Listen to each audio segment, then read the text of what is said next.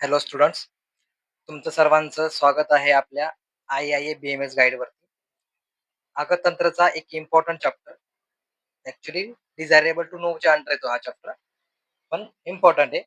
That is environmental toxicology. म्हणजे याच्यामध्ये एन्व्हायरमेंटचा स्टडी, ठीक आहे, आणि टॉक्झिक सबस्टन्स वगैरे पॉइझन याचा एन्व्हायरमेंट वरती काय इफेक्ट होतो आणि त्याचा आपण पूर्ववत कसं करायचंय, म्हणजे पहिल्या सगळ्या गोष्टी कशा करायच्या, रिसायकल कसं करायचंय, या सगळ्या गोष्टी याच्या अंडर येतात. ठीक आहे. याच्यामध्ये काय काय शिकायचं बघा आपल्याला. विषाक्त वायू, जल, विषाक्त वायू, जल, भूमी, अ, विषाक्त वायू, जल, भूमी यांची लक्षणे व चिकित्सा. ठीक आहे. त्यानंतर only define environmental toxicology. Environmental toxicology definition सांगायची. त्यानंतर डिफाईन पोल्युशन, पोल्युशन कशाला म्हणतात, याच्यामध्ये water pollution, soil pollution, air pollution, हेच फक्त इंग्लिश मध्ये. ठीक आहे. अलॉंग विथ देअर हजार्ड्स, ची इफेक्ट काय काय होता एन्व्हायरमेंट वरती आणि ह्युमन वरती. Health effects of biological, chemical and nuclear warfare. ठीक आहे. Nuclear warfare. डिफाईन इकोटॉक्झिकोलॉजी, आणि बायोमॅग्निफिकेशन काय असते, आणि टॉक्झिको विगिलन्स. डिफाईन इकोटॉक्झिकोलॉजी म्हणजे आपण कसं इकॉनॉमिकल टॉक्झिकोलॉजी ऍडजस्ट करू शकतो. बायोमॅग्निफिकेशन म्हणजे कसं कसं वाढतं ते. त्यानंतर टॉक्झिको विगिलन्स म्हणजे हा सगळा डाटा कसा स्टोअर करून ठेवायचा. ठीक आहे. डाटा कसा स्टोअर करून ठेवायचा, या सगळ्या गोष्टी याच्या अंडर येतात. चला सुरुवात करू आपण आता. काय पहिलं काय, विषाक्त वायू, विषाक्त विषाक्त किंवा दूषित जल, लक्षणे काय मग याच्यामध्ये. विषाने प्रदूषित पाणी किंवा जल हे पिश्चिल, ठीक आहे, उग्रगंधी म्हणजे स्मेल येतो. फेनिल म्हणजे त्याच्यावरती फेस रेषायुक्त असतं ते. यामध्ये राहणारे मासे जे पण प्राणी असतात ते मृत्यू पावतात. मग मनुष्यामध्ये काय होतं त्याच्यामुळे, वमन, अतिसार, मोह, ज्वर, दाह, शोक म्हणजे सूज येते. ठीक आहे. याप्रमाणे विषाक्त जलाची लक्षणे आहेत. चिकित्सा काय रे याची, चिकित्सा बघा. हे जे द्रव्य आहेत ना खालचे, हे द्रव्य कोणकोणते, धाय, पाटल, आसन, अम्लतास, निर्गुंडी, सोमवल्लक, अश्वकर्ण यांचा भस्म करायचंय बरं. भस्म करून तो पाण्यावरती शिंपवायचा आहे. याच्यामुळे काय होतंय, हा भस्म पाण्यावरती जर शिंपडला आपण तर पाणी शुद्ध होतं. ठीक आहे. मग साठलेल्या पाण्यात जर आपण 1 अंजली इतका भस्म जर टाकला तर ते पाणी निर्विष होते. निर्विष म्हणजे काय, त्याच्यामध्ये कोणताही विष किंवा कोणताही दोष हा उरत नाही. आता कोणतं रे, दूषित विषाक्त वायू. याची लक्षणे कोणती मग, मानवास श्वास, कास, प्रतिशाय म्हणजे डोकेदुखी, शिरोरोग, नेत्ररोग, फुफ्फुस रोग इत्यादी होतात. या वायूमध्ये धूळ व धुळीचे कण दिसतात आपल्याला. ठीक आहे. विषयुक्त वायूच्या प्रभावाने पक्षी व प्राणी निष्णात म्हणजे काय रे, अचानक त्यांना मूर्छा येऊन ते झाडावरतून, वृक्षावरतून खाली पडतात, तर काही मृत्युमुखी देखील पडतात. वृक्षाच्या पानावर धुळीचे कण साचतात, हे इम्पॉर्टंट आहे बरं.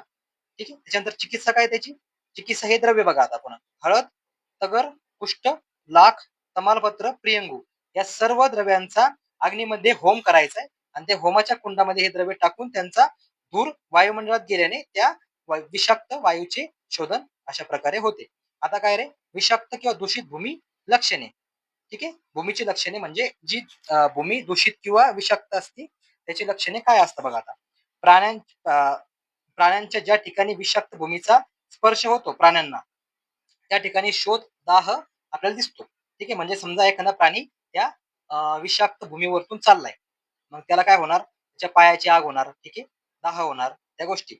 मग तेथील रोम, नखे गळून पडतात. ठीक आहे. मनुष्यास अशा भूमीचा स्पर्श झाल्यास दाह, शोफ, रोमहर्ष अशी लक्षणे दिसतात.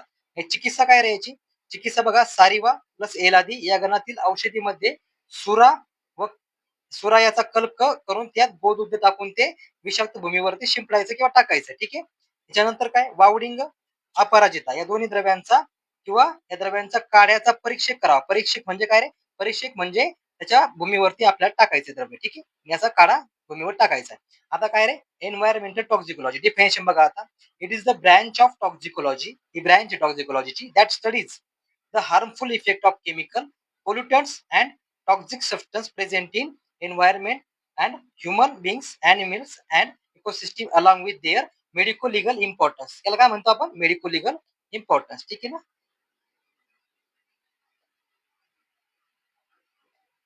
मेडिको-लिगल काय आला इथं, कारण आपला सब्जेक्ट कोणता आहे, अर्थतंत्र. ठीक आहे. Forensic medicine. त्याच्यामध्ये समजा होऊ शकतं ना असं काही वेळेस, खूप वेळेस असं होऊ शकतं की विषाक्त म्हणजे विषाक्त वायू किंवा जल देऊन आपण समोरच्या एनिमीला मारू शकतो. मग त्याच्यामध्ये मेडिकल लिगल इम्पॉर्टन्स काय?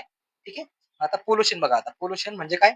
It is a undesirable change, contamination of physical, chemical, biological characteristic of environment that cause harmful effect on living organism and property, living property. ठीक आहे. आता पोल्युटंट म्हणजे काय रे? पोल्युटंट आर हार्मफुल सबस्टन्स, जे पण harmful substance आहेत pollution मध्ये त्याला आपण पोल्युटंट बोलतो. ठीक आहे. That contaminate the environment and cause pollution by producing adverse effect on living organism and surrounding. Surrounding वरती आणि लिव्हिंग ऑर्गॅनिझम वरती परिणाम काय होतो? आता हे इम्पॉर्टंट नाहीये, तुम्हाला सांगतो मी. ठीक आहे. प्रायमरी पोल्युटंट आणि सेकंडरी पोल्युटंट असे ते टाईप असतात, आणि दोन अजून कोणते असतात? बायोडिग्रेडेबल आणि नॉन बायोडिग्रेडेबल, असे दोन प्रकारचे पोल्युटंट असतात. फर्स्ट वन कोणतं? आपलं वॉटर पोल्युशन. ठीक आहे.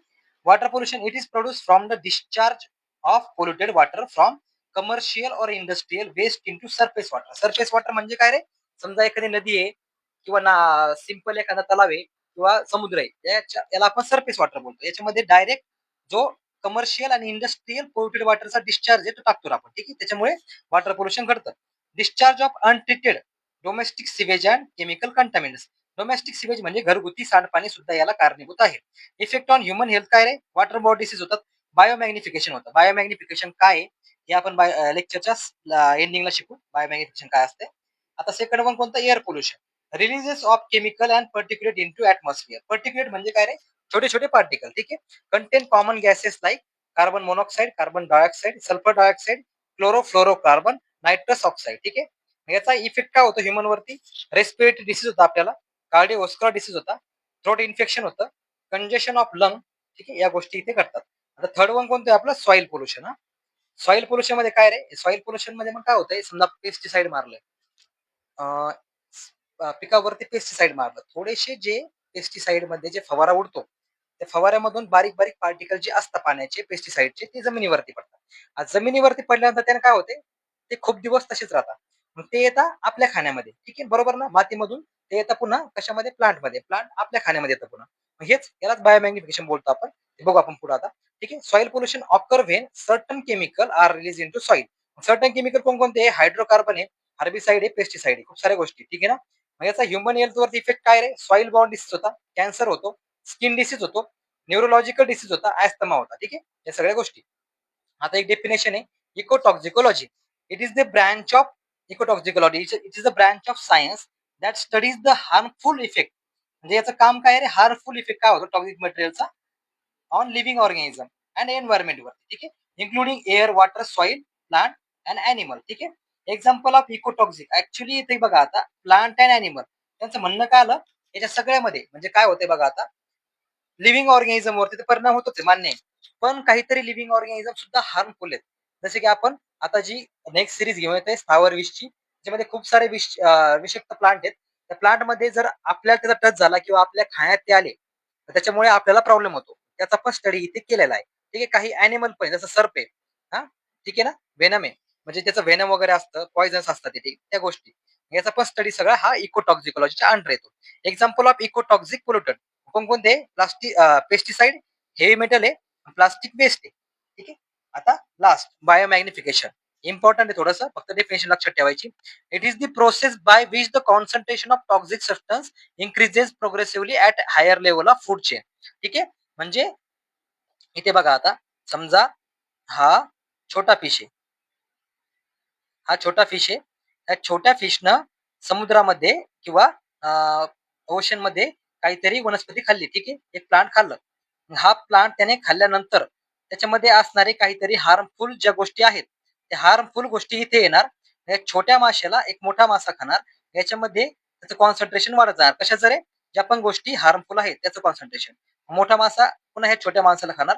असं करत करत वरती जाताना याचं progressively at each higher level of food chain ते वाढत जातं. ठीक आहे. त्याला आपण काय बोलतो? बायोमॅग्निफिकेशन. बरोबर ना? एक्झाम्पल काय याचं? Mercury, DDT, heavy metals. DET काय असतं रे? डीईटी हे जे होतं ना, ते आत्ता काही वर्षापूर्वी ते डिस्कंटिन्यू करण्यात आले. त्याच्या आधी ते एन्व्हायरमेंट मध्ये आपल्या वापरलं जायचं. कायसाठी? मच्छर मारासाठी. ठीक आहे. टॉक्झिको विगिलन्स. टॉक्झिको विगिलन्स म्हणजे क्लिअर क्लिअर काय? जे पण हजार्ड आहेत, जे पण पॉइझन आहेत, जे पण गोष्टी आहेत, समजा त्याचा कंटिन्युअस मॉनिटरिंग करायचंय, कंटिन्युअस मॉनिटरिंग और आयडेंटिफाइंग करायचंय आणि तो डाटा आपला स्टोर करून ठेवायचा. ठीक आहे. It is a continuous monitoring, identifying, evaluating, assessment and prevention of toxic effect cause by पॉइझन्स, chemical, drug and environmental hazard in community. ठीक आहे. युजेस काय म्हणजे याचा युजेस काय होतो? Detect poisoning uses cases early.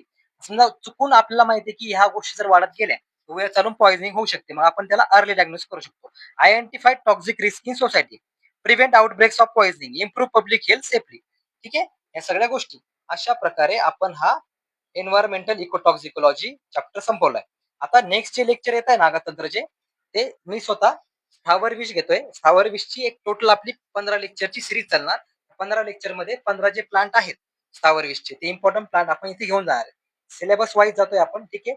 एक तुम्हाला खूप युनिव्हर्सिटीसाठी खूप म्हणजे खूप मस्त आहे आणि याचा तुम्हाला नक्की उपयोग होणार. ठीक आहे. भेटूयात नेक्स्ट लेक्चर मध्ये. थँक्यू.